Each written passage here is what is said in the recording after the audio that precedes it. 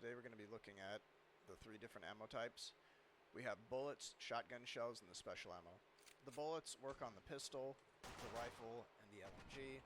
Shotgun shells work on the shotgun and may be used in other weapons later. Now, the special ammo, I'll explain this in a second, why it's pooled. We have the sniper rifle, the grenade launcher, and a secret weapon which I'm actually not going to showcase. You'll have to craft it yourself later. So, the reason why this is pooled is because the amount of damage these things pump out is incredible. Think of it kind of like the BFG from Doom. If you had a bunch of ammo for the BFG, you'd be able to just wipe out every room instantly. These are sort of that principle because they do so much damage. And not to mention the third hidden gun I'm not talking about.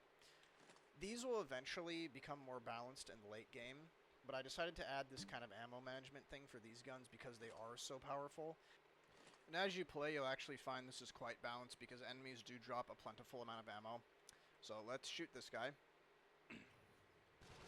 Our famous test subject that I've probably tortured way more than I need to for things like this. But let's kill him for probably the 200th time and see what he drops. So he dropped shotgun shells that time. Anyways, they come in groups of 5, so if you were to kill him and get special ammo, that'd mean 5 more grenade shots, 5 more sniper rifle bullets,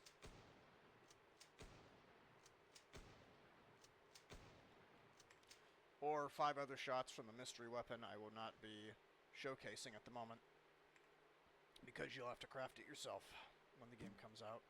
And trust me, it is fun to use. This is another side note, and I don't really want to bring it up because the sniper rifle is really glitched right now, but there is a system in place for weak points, and they're mostly just going to actually be headshots for the most part, for obvious reasons. A lot of the enemies, their weak spots may be areas like maybe their stomach or an arm or maybe their legs, depending on their type of build they have. But the sniper rifle was designed to work with a weak point system, which makes it do 1.5 times the damage. So if you gain a headshot, that's going to wipe out mid-range enemies immediately. And speaking of enemy types, I'm not going to get into kind of how they were categorized. There's I have a little note on it. Maybe I'll post it if I can find it again. Sometimes in my old documents folder. But enemy types are organized into 3 major categories, and they're based on how they look and kind of what they do. However, the game is not divided in a way that means you'll only encounter certain enemies at certain points. They're all going to be kind of mixed together. So you'll get mid-range enemies. The first level actually has a few mid-range enemies.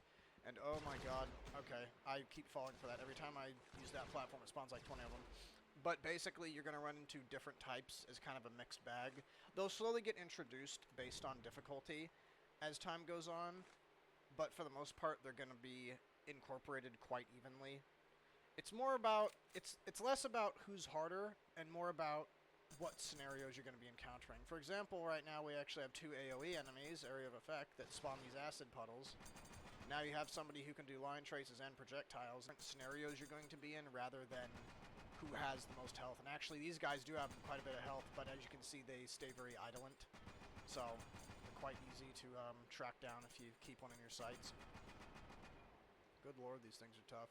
The idea behind these is they're more in larger areas. They're mini tanks, so they're very small, but they have a lot of health. I know that was a rather quick video, but thanks for watching and have a good one.